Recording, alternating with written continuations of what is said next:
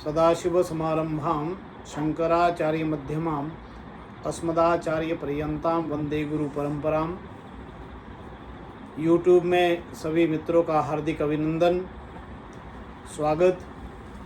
अभी तक हम बात करते थे भागवत के अध्यात्म की तरफ, हमने काफ़ी काम किया।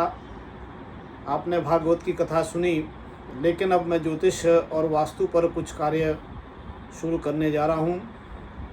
सर्वप्रथम आज एक मन में विचार आया कि इस वक्त क्या उपयोगी विषय है, उसी पर हम बात करें।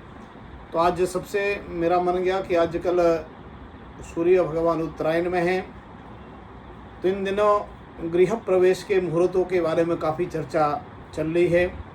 नए घर बन रहे हैं, उस घर में प्रवेश कब करें कब ना करें, ऐसी परिस्थितियां हमारे सामने आया करती है। समाज में बड़ी कुछ विडंबना है कि जिस वजह से ये वास्तुशास्त्र का जो महत्व है, डर तो सबको लगता है कि अच्छे समय में हम प्रवेश करें। जिस घर में लंबे समय तक जीवन यापन करना है, वो घर हमारे लिए अनुकूल रहे, उस घर में समस्त सुख ऐश्वर्य की वस्तुएं हमें प्राप्त होती रहे। इस सब के लिए वास्तुशास्त्र के अनुसार ही गृह प्रवेश का नियम जो बताए गए हैं, उसके अनुसार हमें घर में जाना चाहिए। वास्तव में मित्रों, यहाँ इस बड़े शहरों में खासकर कैसी परिस्थिति है, यहाँ गृह प्रवेश बोला जाता है। सबसे पहले तो हम यहाँ से अशुद्धि से ही हम घर का शुरू करते हैं। गृह प्रवेश का मतलब होता है सूर्य आदि नवग्रहों का प्रवेश कर देना, गृह प्रवेश। और एक शुद्ध संस्कृत का जो शब्द होता है गृह प्रवेश, गृह प्रवेश का मतलब है घर में प्रवेश करना। जब तक हम गृह और गृह में अंतर नहीं जानेंगे, क्योंकि शब्दों का ही सब खेल है, और शब्द अगर उचित ढंग से उच्चारण किया जाए तो उस शब्द का बड़ा महत्व हुआ करता है। तो मित्रों, सबसे पहले मैंने YouTube पर भी देखा है, अच्छे अच्छे ज्योतिष के जानकार भी गृह प्रवेश बोलते हैं, जो कि सर्वथा अशुद्ध है। तो इसलिए हमें सबसे पहले गृह प्रवेश के बारे में हमें आपसे बात करनी है, घर में प्रवेश करना। यह गृह प्रवेश दो प्रकार से होता है मित्रों। एक होता है नूतन गृह प्रवेश और दूसरा होता है प्राचीन गृह प्रवेश। पुरातन या जीर्णोद्धार भी उसको कहते हैं। तो इन दोनों के लिए कुछ कुछ नियम अलग अलग है, और सामान्यतः नक्षत्र तिथि इत्यादि का निर्णय प्रायः सब दोनों प्रवेश के लिए एक जैसा है।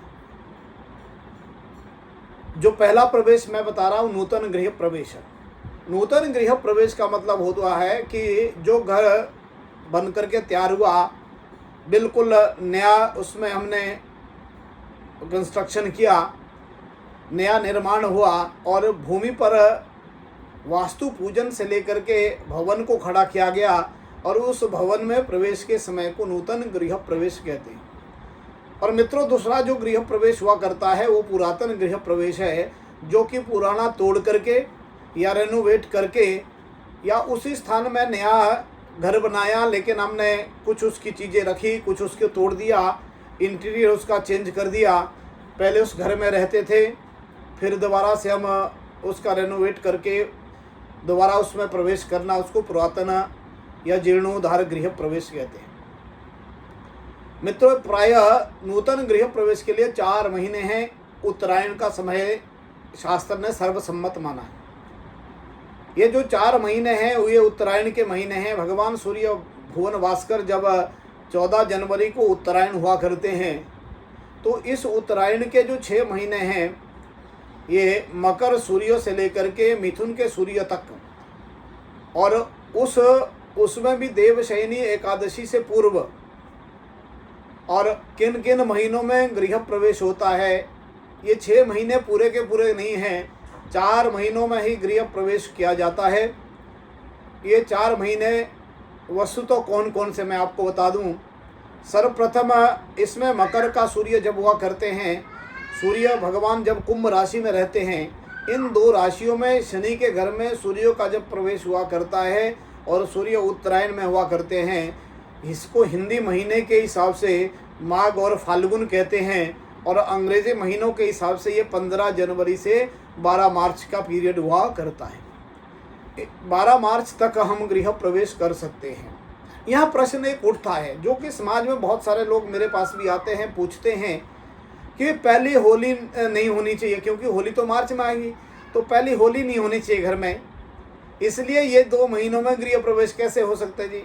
ये एक ऐसा कहीं से मामला संसार में घूमता रहा कि होली ही पहला त्यौहार है, दूसरा त्यौहार दीपावली है। नहीं मित्रों, इस भारतवर्ष में अनेकों त्यौहार है। जब हम मकर संक्रांति के बाद गृह प्रवेश करते हैं तो बसंत पंचमी भी आती है, शिवरात्रि भी आती है, और अनेक प्रकार से फुलूरा दूज होती है। अनेक त्यौहार और भी इस भारतवर्ष में मनाए जाते हैं, तो होली ही क्यों? इसलिए ये किंवदंती है और समाज की परिपाटी है, ये शास्त्रीय वचन नहीं है। इसलिए होली से पहले मकर संक्रांति के बाद गृह प्रवेश किया जा सकता है।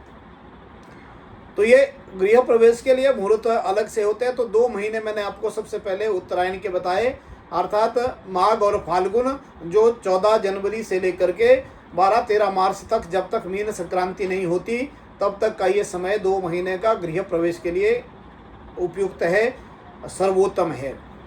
उसके बाद हम 13 मार्च से लेकर के 13 अप्रैल तक का बीच में चैत्र महीना आता है, चैत्र मास आता है, खर मास उसको कहते हैं।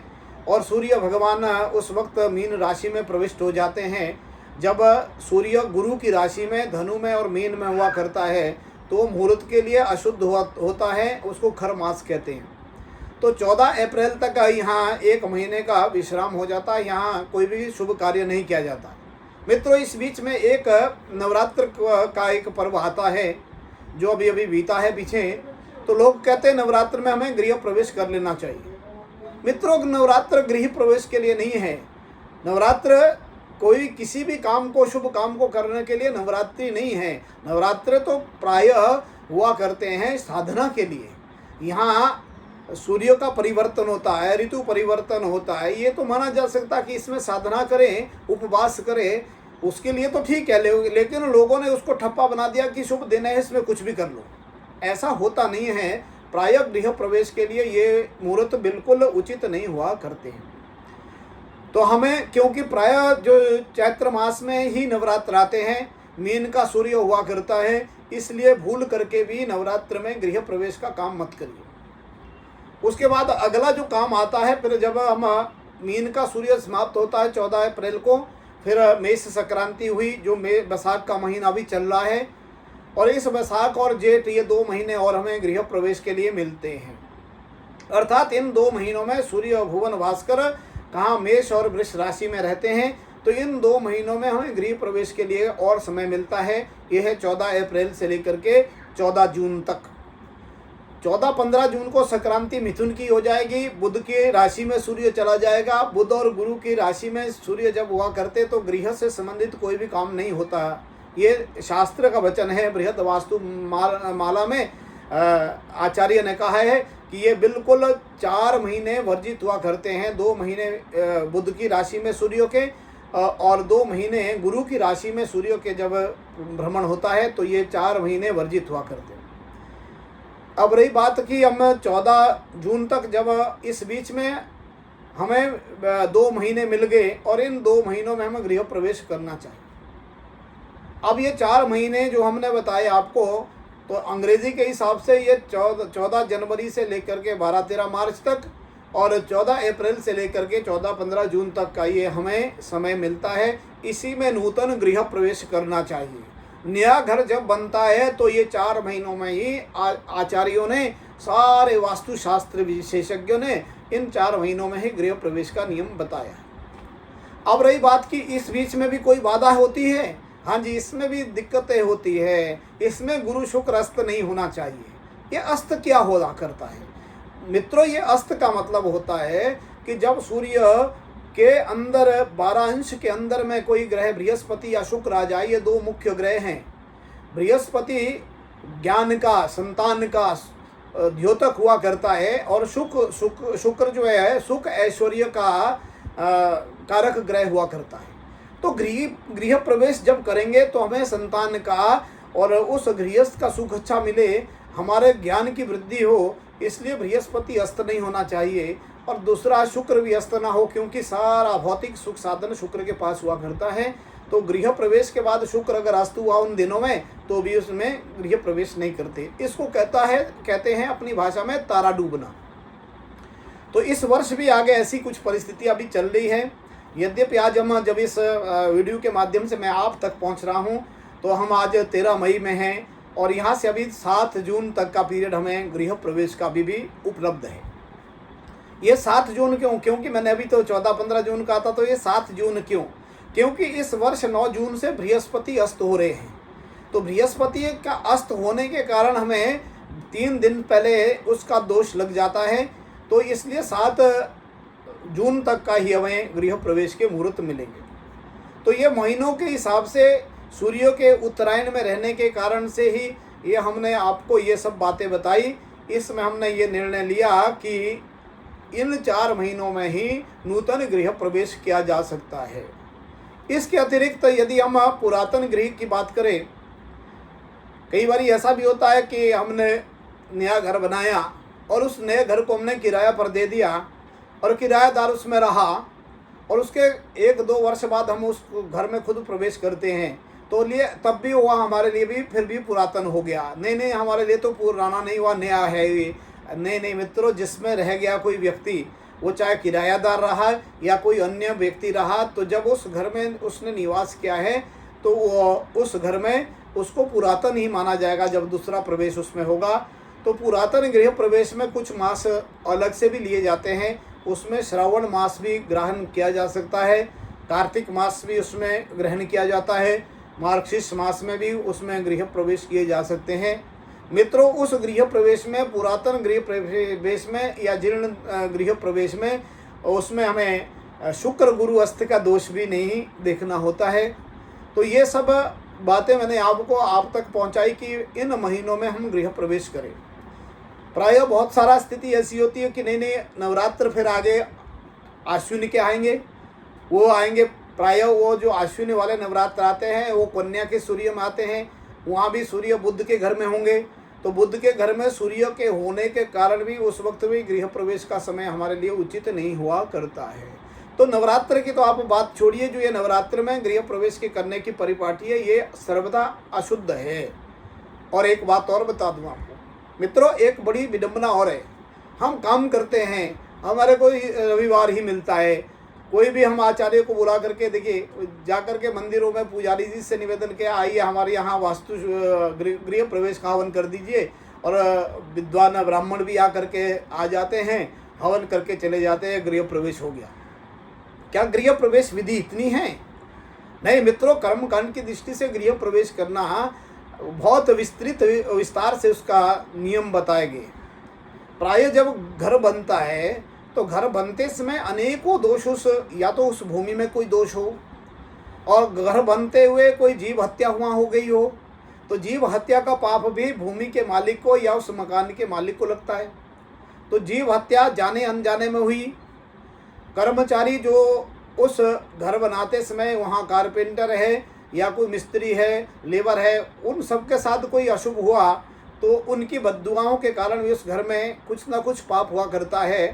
और तीसरा, जब घर बन करके तैयार हुआ तो वहाँ कुछ वास्तु दोष भी रहा जाता है। कितना भी वास्तु सम्मत हम घर क्यों ना बना दे, फिर भी कुछ ना कुछ वास्तु के दोष उसमें रहा करते हैं। मित्रों, ये वास्तु के दोष क्या हुआ करते, उसकी शांति कैसे हुआ करती? घर बनाते समय कोई लकड़ी गलत जगह से आई और कोई पुराने घर से उतार करके लकड़ी लगी, वो घर अच्छा नहीं था, वो घर लग गई नए घर में, हमारे घर में, और उस कास्ट का भी दोष हुआ करता है। कोई ईंट आई भट्टे से, वहाँ मिट्टी ठीक नहीं थी, उस मिट्टी का दोष भी हमें उस घर में लग जाएगा। कोई लोहा गलत जगह से आया, वो लोहा शुद्ध था तो उसका भी दोष आ जाता है। तो पाषाण, लोहो, स्टिक आदि का भी दोष हुआ करता है। उस दोष की निवृत्ति के लिए गृह प्रवेश के समय उत्तम विधि से वास्तु शांति का विधान बताया गया है। मित्रों, ये वास्तु शांति कैसे हुआ करती है? वास्तु शांति के लिए वहाँ जो ये जीव हत्या इत्यादि का दोष लगा, वास्तु सम्मत घर बनाते हुए भी कुछ ना कुछ दोष रह गया, और ईंट पत्थर इत्यादि अन्य धातु इत्यादि का दोष लग गया, तो उन सब दोषों की शांति के लिए हमें क्या करना चाहिए? हमें वहाँ गायत्री का जप करें सबसे पहले प्रायश्चित के लिए। जीव हत्या हुई या किसी लेबर के साथ अनहोनी हुई तो वहाँ सबसे पहले हमें क्या करना चाहिए, गायत्री का जप उस भवन में करना चाहिए। उस भवन को वास्तु सम्मत बनाया। जैसे जैसे नियम है कि इस कक्ष में आग्नेय कोण में हमारा रसोई घर होना चाहिए, शौचालय हमारे दक्षिण पश्चिम में होने चाहिए, उत्तर में हमारा खुला रहना चाहिए, उत्तर दिशा में पूजा का कक्ष होना चाहिए, पूर्व उत्तर का भाग अधिक ओपन स्पेस होना चाहिए, खुला हो। ये सब बातें घर बनाते हुए हमने नियम सुने और अलग अलग कक्ष के अनुसार हमने शयन इत्यादि की व्यवस्था भी उत्तम कर दी। लेकिन घर बनाते हुए उसमें जो दोष लगा, कोई ना कोई दोष फिर भी रह गया। बाथरूम गलत जगह में बन गया, स्नानागार गलत जगह में हो गया, तो उसकी शांति के लिए वास्तु मंत्र का जप वहाँ करना चाहिए। वास्तु मंत्र के विशेष विद्वानों के द्वारा शुद्ध मंत्र का उच्चारण करके वहाँ वास्तु की शांति के लिए वास्तु जप होना चाहिए। मित्रों, ये वास्तु जप करने से क्या होगा, उस घर की वास्तु शांति हो जाएगी और जो कुछ हमारा दोष है घर में वो शांत होकर के रहेगा। ये वास्तु दोष कब तक प्रभावी होगा, जब घर खाली होगा तब ये दोष हावी हो जाता है।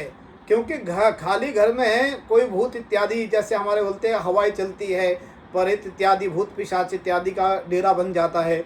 तो बहुत समय तक भी भवन गृह प्रवेश के बाद हम विदेश चले गए 4 महीनों के लिए, हम दूसरी जगह कहीं चले गए किसी यात्रा में, लंबे समय तक घर बंद रहा और उस घर में जब वापस आते हैं तो भी वास्तु का हवन और वास्तु मंत्र का जप इत्यादि करके उसकी शांति होनी चाहिए। तो इस तरह से वास्तु के जप करने से वास्तु शांति हुआ करती है और फिर वहाँ उस घर में सुख समृद्धि रिद्धि सिद्धि रहे। इसलिए पराम्बिका भगवती दुर्गा मैया का भी वहाँ कुछ पूजन अनुष्ठान होना चाहिए।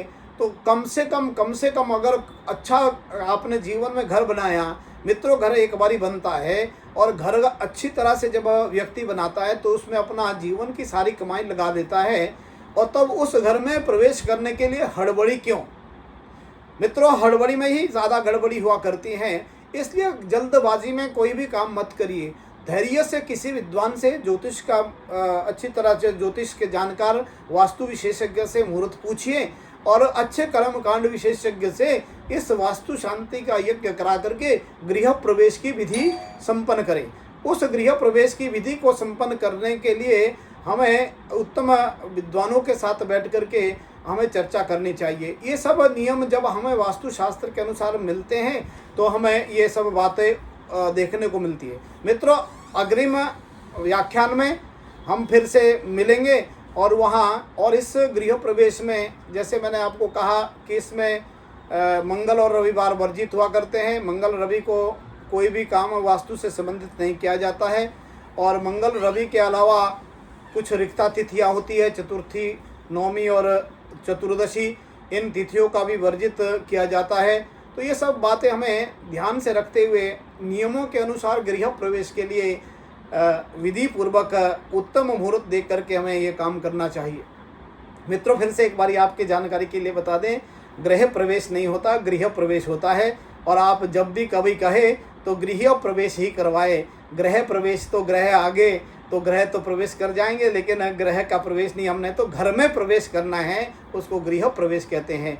इन्हीं शब्दों के साथ आपको ये वीडियो अच्छा लगा और मैं ये उम्मीद करता हूँ कि मैंने शास्त्रीय जानकारी आपके समक्ष सरल शब्दों में रख करके, यद्यपि मैं संस्कृत का विद्यार्थी रहा हूँ, श्लोक के माध्यम से भी आपके बीच कुछ बातें रख सकता था, लेकिन मैंने आपको सरल बात सरल शब्द में आप तक पहुँचाई है। आपको ये अच्छा लगा, आप कमेंट में आप अपनी प्रतिक्रिया दे सकते हैं, आप लाइक कर सकते हैं, आप सब्सक्राइब कर सकते हैं। और ये चैनल अब ज्योतिष और वास्तु और अध्यात्म तीनों पर काम कर रहा है और इसमें अच्छी तरह से आपको आगे और बढ़िया अच्छे वीडियो प्राप्त होंगे। धन्यवाद, नमस्कार।